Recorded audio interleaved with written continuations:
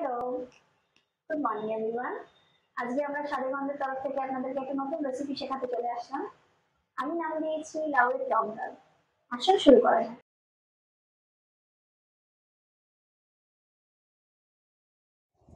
আজকে রান্নাটা করার জন্য আমাদের যে উপকরণগুলো লাগছে তার মধ্যে প্রধান হচ্ছে লাউ, তারপরে আম, গন্ধরাজ লেবু হাফ নেবেন, পুরোটা লাগবে না, কাঁচা লঙ্কা, টমেটো, মুসুরির ডাল, আর ফোড়নের জন্য আমাদের লাগছে তেজপাতা, শুকনো লঙ্কা, সর্ষে।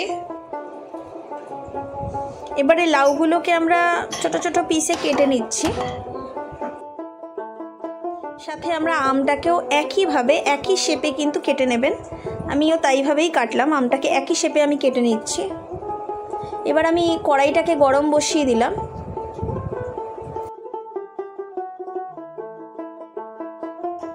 তার মধ্যে আমি জল দিয়ে দিলাম, জল অ্যাড করছি ডালটা। এটাকে বয়েল হয়ে সেদ্ধ করার জন্য আমি ঢেকে দেবো। আর এদিকে আমার একটা ম্যাজিক ইনগ্রেডিয়েন্টস রেডি করতে হবে, সেটা হচ্ছে আদা, কাঁচা লঙ্কা, সর্ষে আর 2 পিস আমের টুকরো দিয়ে ব্লেন্ড করে নেবেন মিক্সিতে। এদিকে দেখুন আমার লাউ সেদ্ধ হয়ে গেছে, ডাল সেদ্ধ হয়ে গেছে। আমি প্রণালীর মধ্যে আমটাকে টুকরো করে নিয়েছি, ওদিকে টমেটো, কাঁচা লঙ্কা, নুন, হলুদ আর সেই যে মশলাটা আমি ব্লেন্ড করেছিলাম সর্ষে দিয়ে, আম দিয়ে, আদা, কাঁচা লঙ্কা দিয়ে।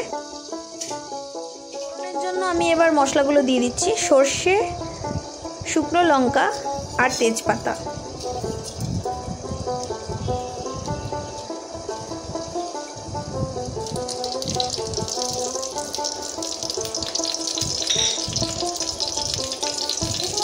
একটু যে গন্ধটা বেরিয়ে আসবে সঙ্গে সঙ্গে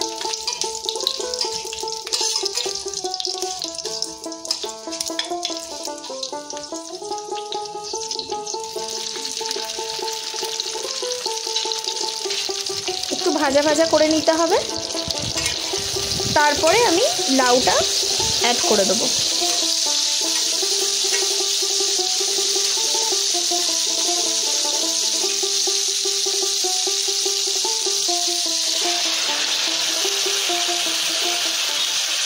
আচ্ছা, লাউটা যখন আমি সেদ্ধ করেছিলাম আমি কিন্তু নুন বা হলুদ কোনোটাই দিইনি। এবার আমি নুনটাকে অ্যাড করছি, সাথে হলুদ দেব। একটু নাড়াচাড়া করে নেওয়ার পর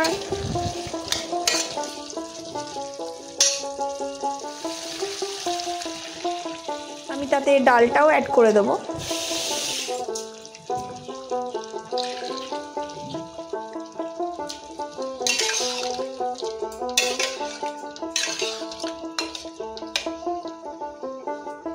বয়েল আসছে, আমি ততক্ষণ এটাকে রান্না করব, ঢেকেই রাখবো হাই ফ্লেমে। নিন, আমাদের ডাল রেডি। গরম ভাতের সাথে সার্ভ করুন লাউয়ের টক ডাল।